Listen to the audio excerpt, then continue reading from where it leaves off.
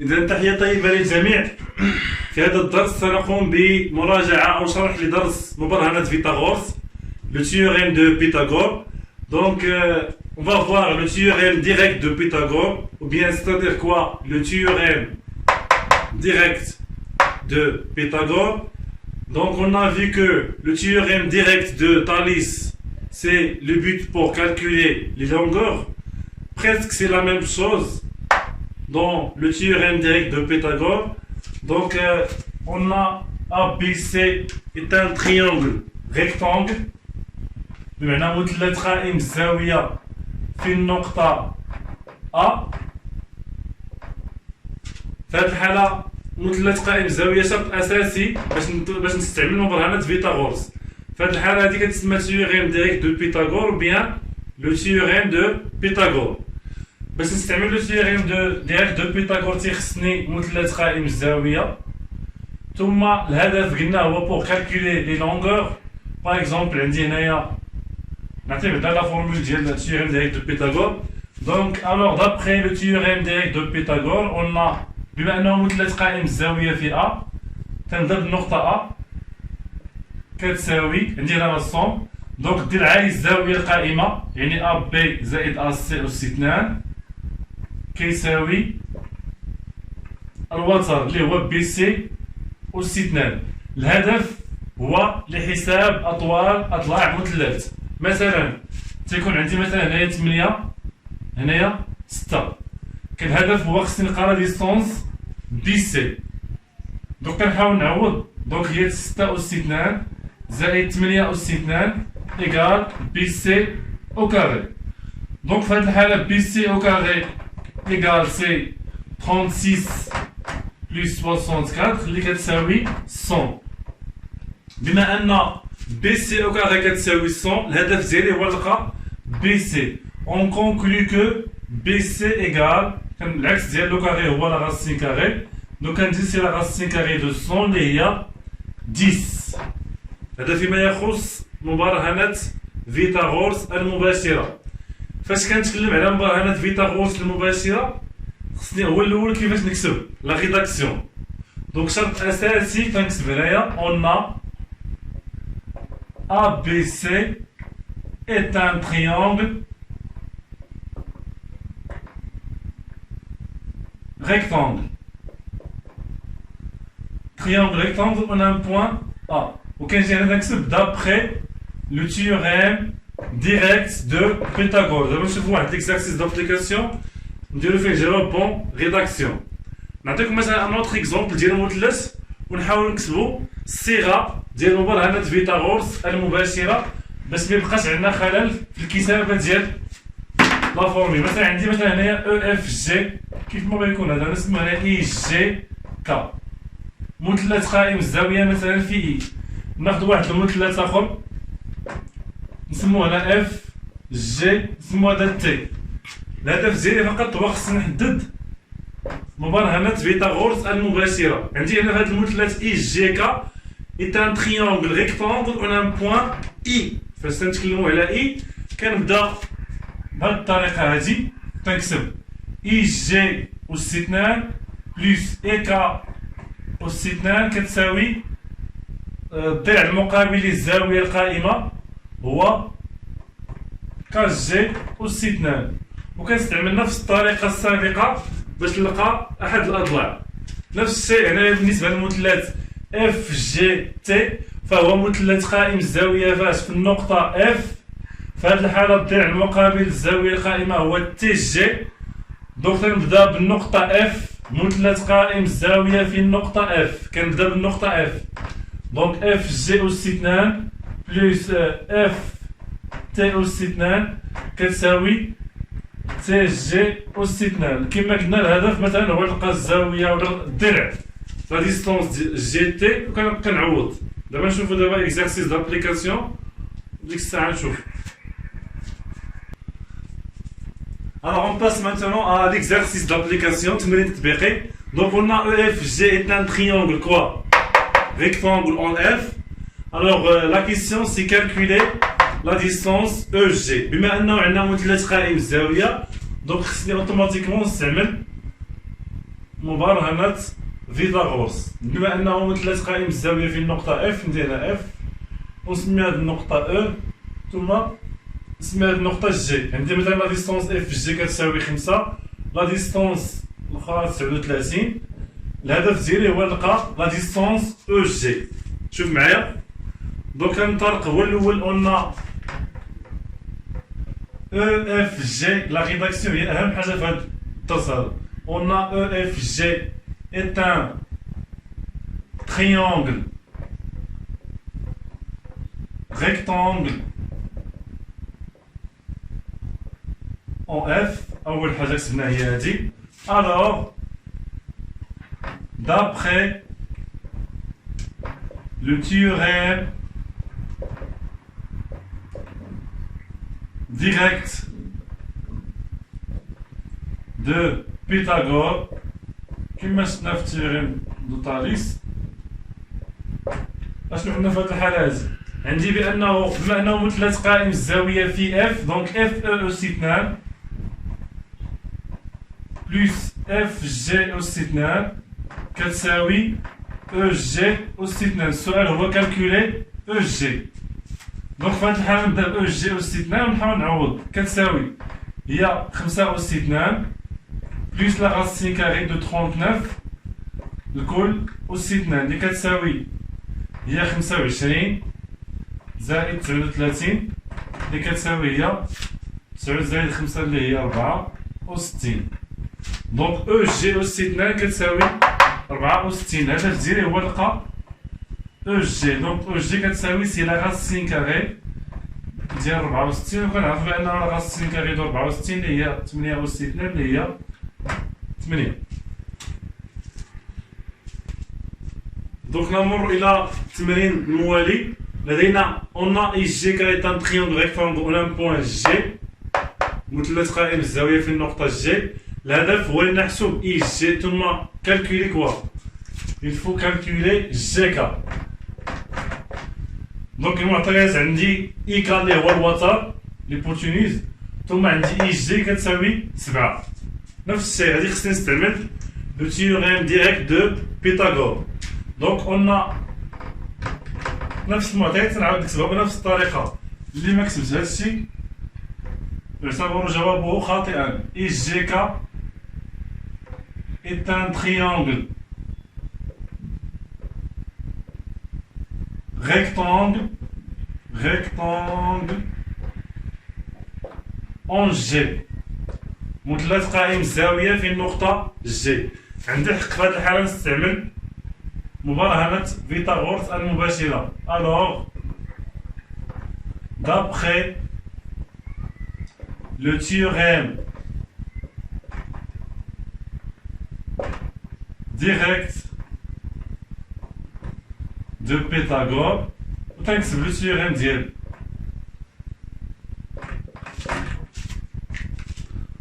دونك في هذه الحالة عندي بأنه مثلث قائم الزاوية في النقطة جي.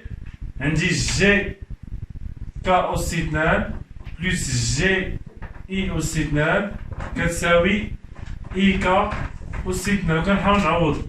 عندي جي كا إذا نقلبو عليها نخليها كيما هي بلس جي إي أس 2 اللي هي 7 أس 2 كتساوي 11 أس 2.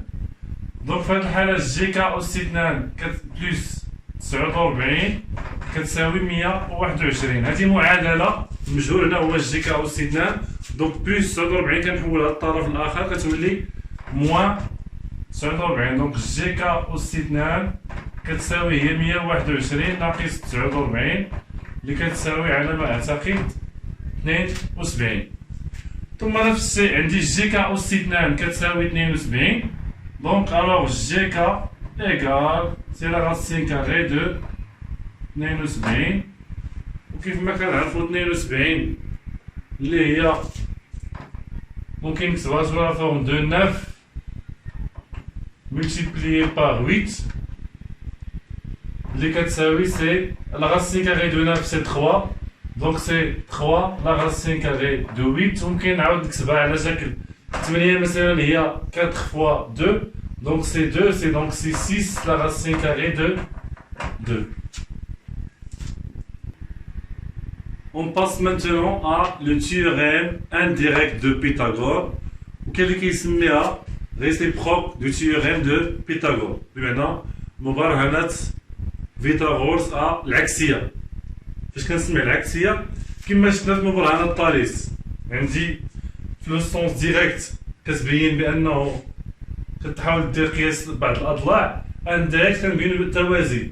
دابا إلا عندي مثلا مثلث قائم الزاوية، إلا مشينا في هذاك لو سونس ديريكت كنلقى أ بي أس 2 بلس أ سي أس 2 كتساوي بي سي أس 2. دونك هذه هي مبرهنة فيثاغورس المباشرة. العكسية كنمشي في لو سونس انفيرس. شوف معايا، إلا عندي مثلث أ بي سي مكنعرفش الطبيعة ديالو، كيفيريفيي أ بي أس 2 بلس أ سي أس 2 كتساوي بي سي أس 2. ألوغ لا كونكلوزيون شنو هو؟ هذه le théorème indirect de Pythagore. Alors ABC est un triangle rectangle en un point A. باش النقطة هنا هي اللي كتعاون، دونك il est triangle rectangle en un point A. شوف معايا مثلا ناخدو واحد ليكزومبل كيف ما بغيكم، ناخدو سوا ABC un triangle ou bien EFG triangle. ما كنعرفوش واش triangle ما حددناش واش ريكتونغل ولا لا، تيل كو مثلا اف جي ايكالا 8 او جي ايكالا 10 ثم اف جي او اف ايكالا 6. دونك في هاد الحالة هادي بغيت نفيريفيو هاد المثلث قائم الزاوية وحددت فيه قائم الزاوية. هنا كنمشي لأطول ضلع اللي كيتسمى هو الوتر. أطول ضلع هو او جي، كنحسب او جي أس 2 كتساوي هي 10 أس 2 اللي كتساوي هي 100.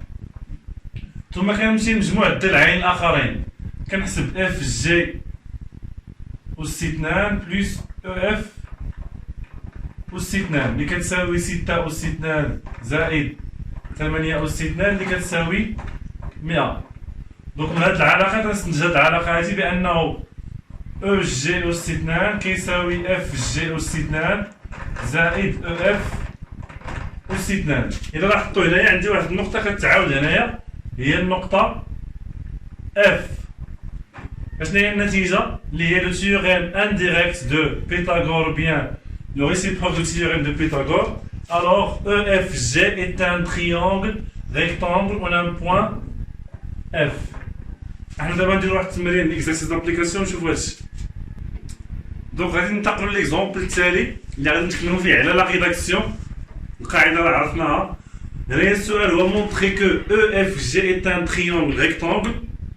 Il a le sens direct, le théorème direct de Pythagore pour calculer les longueurs. Indirect pour montrer que un triangle, ou bien pour vérifier que un triangle est un triangle rectangle. أول شيء كنمشي هنا كنحدد المثلث ديالي، قلنا EFG est un triangle، ما كنعرفش الطبيعة ديالو، فنجي نكتب هنا. دونك قلنا EFG est un triangle. مازال ما عرفناش واش triangle rectangle. دونك كاين بوان. في هاد الحالة هادي كنمثل أطول ضلع هنايا، عندي 2 لا غاز 5 كاري دو 3، عندي 4، عندي 2. ميمكنش ليا نقارن مثلا 2 لا غاز 5 كاري دو 3 مع 4 سيبوزون. نجي نحسب فقط لو كاري، ندير او اف او كاري شحال كتساوي، ثم او جي او كاري شحال كتساوي، ثم اف جي او كاري شحال كتساوي. فاش كنلقى او اف اس 2 هي 2 لا غاز 5 كاري دو 3 لكل اس 2 اللي هي 4 في 3 اللي هي 12، هادشي عارفين تحسبوه. او جي اس 2 اللي هي 4 اس 2 اللي هي 16، ثم الأخرى هي 2 اس 2 اللي هي 4. أول ملاحظة كنلاحظ بأنه أطول ضلع هو او جي، وعندي بأنه 4 بلس 12 إيكال 16. دونك نكتب هنايا كاع باش نزيد نوضح لكم، قلنا 16 إيكال سي 4 plus 12, c'est-à-dire 16 شنو هي؟ هي او جي أس 2 إيكال 4 اللي هي اف جي أس 2 ثم الأخرى اللي هي او اف أس 2. كما كتلاحظوا عطي عندنا واحد النقطة اللي كتعاود هنا في لاصون اللي هي لو بوان F. Donc on conclut que d'après le théorème indirect de Pythagore que EFG est un triangle rectangle on a un point F. Donc alors d'après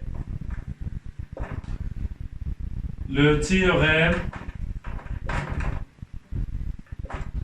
indirect de Pythagore EFG est un triangle rectangle en F. هي النقطة اللي كتعاود هنايا. كاينة ملاحظة أخرى ممكن نستعمل لو تيوريم دو بيثاغور بور فيريفيي وبيان باش نبين بأنه واحد المثلث بأنه مثلث غير قائم الزاوية. دونك في هذه الحالة إلا عندي أو جي أس 2 كيساوي هاد لاصون فهو مثلث قائم الزاوية. إذا كان مختلف فهو مثلث غير قائم الزاوية. Donc on passe à l'exercice suivant. Donc MNP est un triangle tel que la question c'est bien montrer que MNP est un triangle rectangle. Bien sûr, il faut utiliser le théorème indirect de Pythagore ou bien réciproque du théorème de Pythagore. Donc ديما كنطابق معنا triangle قلنا مثلا MNP est un triangle. هنا في هذه الحالة عندي MN ثم NP ثم MP ما كنعرفش شنو هو أطول ضلع هنايا. دوك نحسب لو كاري ديال كل ضلع. عندي MN أو كاري كتساوي هي 3 لا راسين كاري دو 7 الكل أس 2 اللي كتساوي هي 9 7 اللي هي 63 ثم NP أس 2 ثم MP أس 2. في هذه الحالة هذه هي لا راسين كاري دو 26 الكل أس 2 اللي هي 26 ثم لا راسين كاري دو 37 أس 2 اللي كتساوي 37 وبين بأنه أطول ضلع هو MN. في هذه الحالة هذه خصني نفيريفي هو 37 زائد 26 كتساوي 63. دونك قلنا 37 بلس 26 إلا حسبناها كتساوي 63. دونك في هذه الحالة شنو هي 37 هي MP أس 2 زائد NP أس 2 كتساوي MN أس 2. إلا كتلاحظوا معايا بأنه النقطة اللي كتعاود هنا في هاد لاصوم هذا عندي هنا لاصوم بلس هي النقطة P. Donc d'après le théorème indirect de Pythagore, MNP est un triangle rectangle, on a un point P. Alors, d'après حاولوا تكملوا نتوما هاد الجملة هادي le théorème indirect de Pythagore MNP est un triangle rectangle en T.